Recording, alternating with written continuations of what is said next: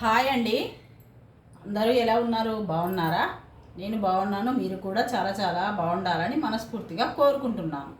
ఈరోజు మన రెసిపీ వచ్చేసి ఏంటంటే చింతపండు రోటి పచ్చడి అంటే రోల్ లేదు కాబట్టి మనం నార్మల్గా మిక్సీలోనైతే చేసుకుంటాము. కావాల్సినవి పచ్చిమిర్చి ఒక 10 12 పచ్చిమిర్చి కావాలి. ఈ చింతపండు అయితే నిమ్మకాయ సైజు చింతపండు అయితే సరిపోతుంది. ఈ పుట్నాలు ఒక పిడికెడు, ఈ పల్లీలు కూడా ఒక పిడికెడు, ఇవన్నింటిని నూనెలో వేయించుకోవాలి. మనమైతే ఇప్పుడు గిన్నె పెట్టుకున్న స్టవ్ పైన ఆయిల్ వేసి వేయించుకోవాలి. ఇంకా ఏమేమి వేస్తానో చూసి మీరు కూడా ఇలా చేసుకోవడానికి అయితే ప్రయత్నించండి. ఈ పచ్చడి అయితే చాలా బాగుంటుంది. ఈ పచ్చడి ఒక్కొక్కరి చేత్తోని ఒక్కో రకంగా వస్తుంది, అందరి చేత్తోని ఒక రకంగా రాదు. అది మాత్రం గుర్తుంచుకోవాలి. కానీ చాలా టేస్టీగా ఉంటుంది. ఏముంది చింతపండు పచ్చడే కదా ఏముందిలే అని అనుకోకండి, అంత బాగా ఉంటుందన్నమాట.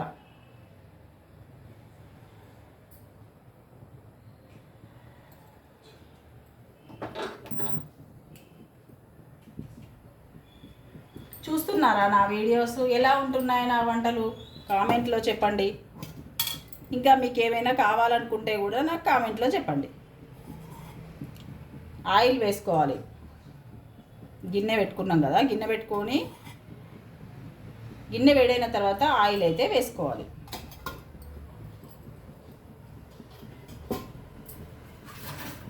ఇవి ఉన్నాయి కదా, ఇవి ఒక్కొక్క కాడ పుట్నాలు అంటారు, కొమ్ము శనగలు అని అంటారు కదా, అట్లా ఆ టైప్ అయితే తీసుకున్నా నేను. చాలా బాగుంటాయని. ఇవి దేవుడి దగ్గర పెట్టుకుంటారు కదా మనం. కొంచెం ఈ పొట్టు తీసేసుకోవాలి.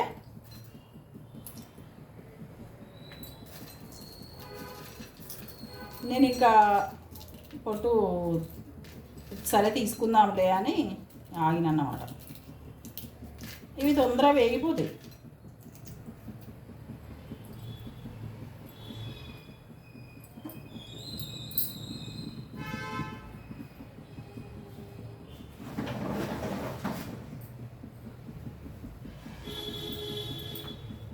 కొంచెం ఇట్లా చాట్లో పోసుకొని ఇట్లా నలుసుకుంటే పొట్టు మొత్తం పోతుంది అన్నమాట.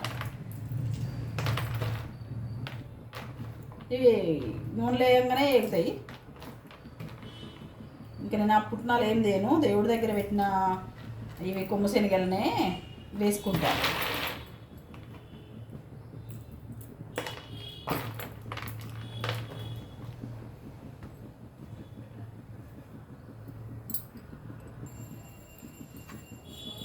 ఈ పుట్నాలను అయితే ఆయిల్లో వేసుకోవాలి.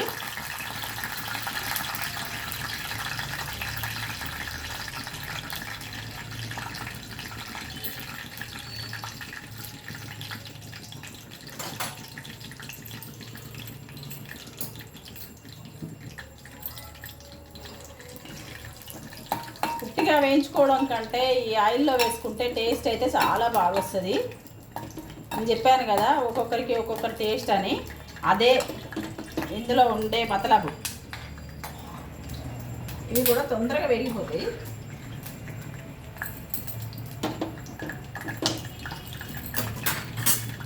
ఇప్పుడు మనం ఈ పుట్నాలను కూడా వేసుకోవాలి. పుట్నాలు తొందరగా వేగుతాయి కాబట్టి మనం పుట్నాలు కొంచెం అవి వేగినాక తర్వాత ఇవి పుట్నాలు వేసుకోవాలి.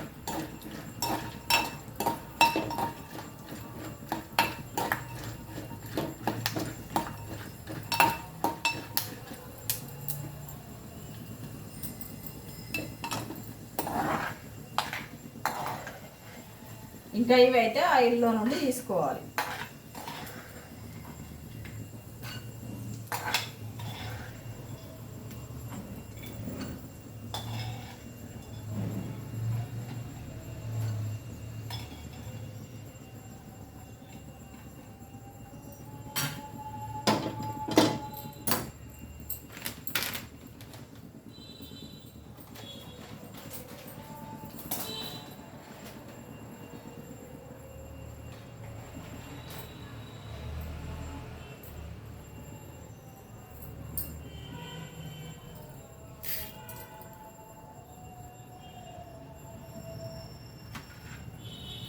ఇప్పుడు ఆయిల్ వేడిగానే ఉంది కదా, ఈ పచ్చిమిర్చిని వేసుకోవాలి.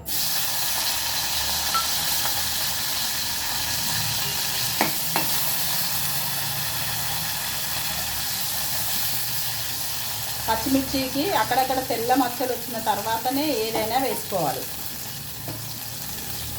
ఎందుకంటే ఏది వేసినా కానీ మళ్ళీ తర్వాత ఇంకా గోలదు పచ్చిమిర్చి.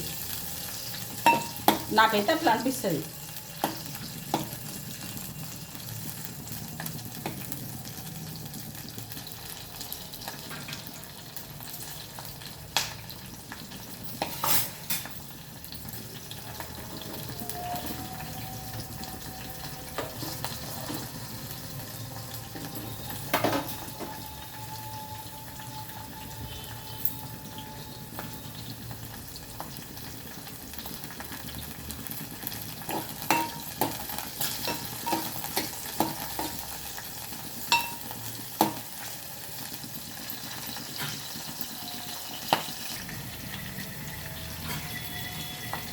కొంచెం చూసుకోవాలి వీటిని. అప్పుడప్పుడు పచ్చిమిర్చి అయితే మీద చిలుతాయి, లేదంటే కట్ చేసుకొని వేసుకోండి, సగానికి చేసుకొని వేసుకోండి. నాకు ఇది అలవాటు కాబట్టి నేను ఇట్లా వేస్తాను. మీరు ఇప్పుడే కనుక చేసిన వాళ్ళు అయితే కట్ చేసుకొని వేసుకోండి, సగం ముక్కలుగా చేసుకొని వేసుకోండి.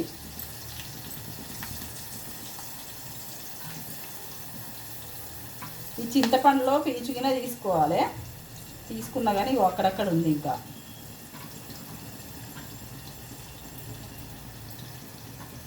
గింజలు పీచు అన్నీ తీసుకోవాలి.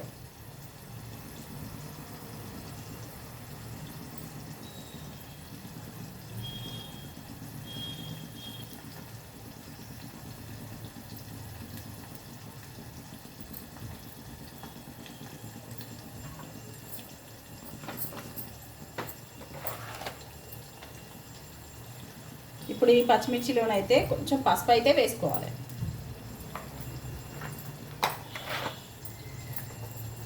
ఇది తెలిసే ఉంటుంది అందరికీ, తెలియని వాళ్ళకైతే చెప్తున్నా, తెలిసిన వాళ్ళైతే తెలుసు మాకు అని చెప్పండి.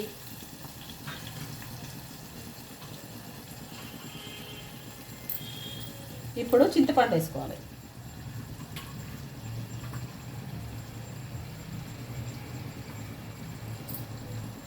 ఈ కొసలు గట్టిగా ఉన్నాయి అయితే వేసుకోవద్దు అస్సలే. ఈ కొన్ని ధనియాలు కూడా వేసుకోవాలి, 1 స్పూను.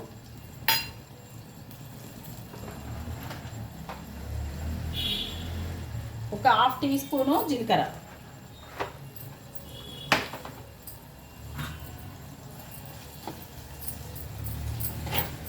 ఈ మనకి చింతపండు, ఈ ధనియాలు ఇవన్నీ వేగుతాయి అన్నమాట. ఇట్లా కొంచెం కిందికి అనుకుంటే పచ్చిమిరపకాయలను కొంచెం అటు ఇటు జరిపి ఈ చింతపండు కిందికి అనుకోవాలి. అప్పుడు అన్నీ సమానంగా వేగుతాయి. ఇంకా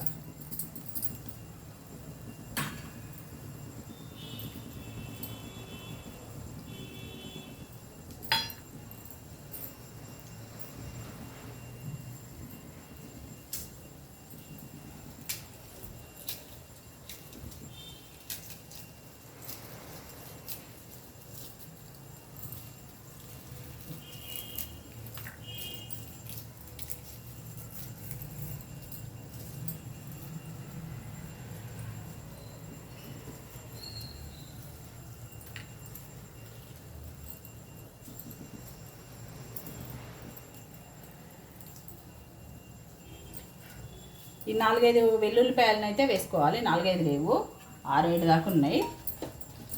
అవి వేగకపోయినా పర్లేదు, ఏం కాదు. ఇవైతే వేసుకోవాలి మనం. ఇప్పుడు ఇవన్నీ వేగిపోయినాయి. నేనైతే ఇంకా ఒకటి తర్వాత ఒకటి మిక్సీ పట్టుకుంటా. అన్నీ ఒకటేసారి పట్టద్దు, ఒకటి తర్వాత ఒకటి పట్టాలి.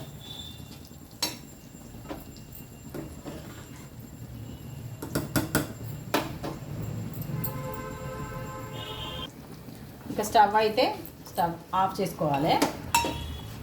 స్టవ్ ఆఫ్ చేసుకొని ఇదిగోండి వీటిని, ఈ పప్పుల్ని మిక్సీ పట్టుకున్నాకనే ఇవి వేసుకోవాలి.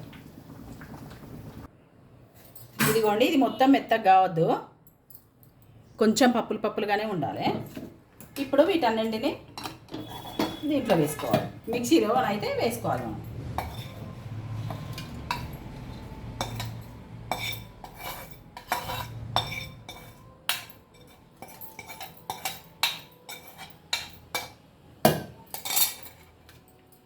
ఇప్పుడు వీటిని కూడా మిక్సీ పట్టుకోవాలి. కొంచెం డ్రైగా అవుతుంది కదా పచ్చడి మనకు. ఇప్పుడు కొన్ని నీళ్ళు కూడా పోసుకోవచ్చు. ఇట్లా కొన్ని నీళ్ళు కూడా పోసుకోవచ్చు.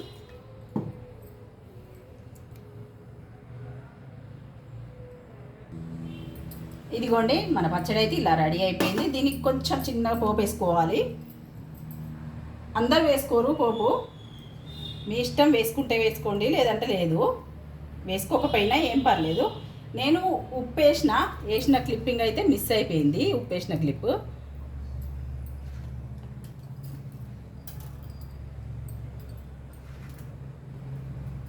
కొంచెం మినపప్పు, కొంచెం జీలకర్ర, కొంచెం పోపు గింజలు కూడా వేసుకోండి. పోపు గింజలు అంటే ఆవాలు, చాలా బాగుంటుంది.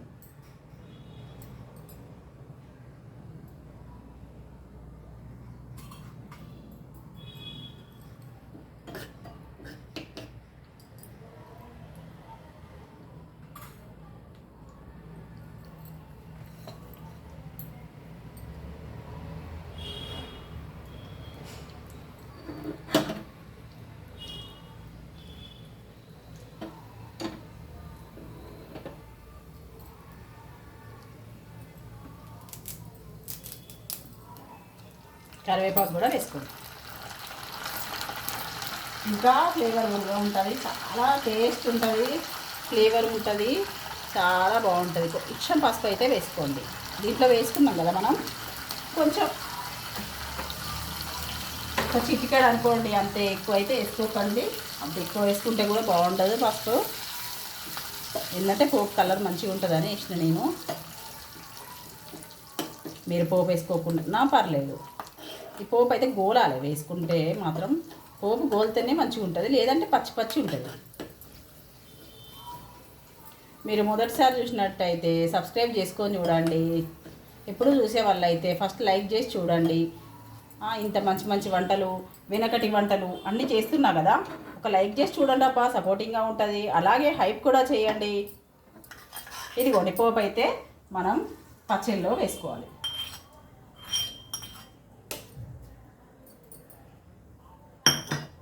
కమ్మకమ్మని చింతపండు పచ్చడి అయితే మనకు తయారైపోయింది. ఎంత రుచో, ఎంత బాగుంటుందో, ఇంకా చాలా బాగుంటుంది.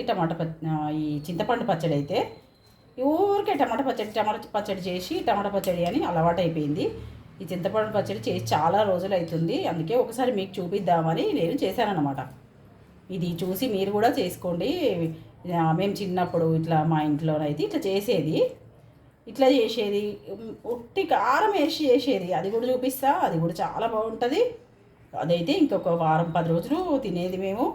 ఇంకా ఇదైతే కొంచెమే చేస్తుండే. ఇదైతే అప్పుడు పచ్చిమిరపకాయలు ఎక్కువ తినకపోతుండే, ఇప్పుడు మనం పచ్చిమిరపకాయలు ఎక్కువనే బాగానే తింటున్నాం కదా, అందుకే ఇట్లా చేసి చూపించిన. చాలా బాగుంటుంది ఈ పచ్చడి అయితే మనకు. సరేనండి, ఉంటాను. లైక్ చేయండి, షేర్ చేయండి, సబ్స్క్రైబ్ చేసుకోండి. సత్యవతి బండారి యూట్యూబ్ ఛానల్ మర్చిపోకండి.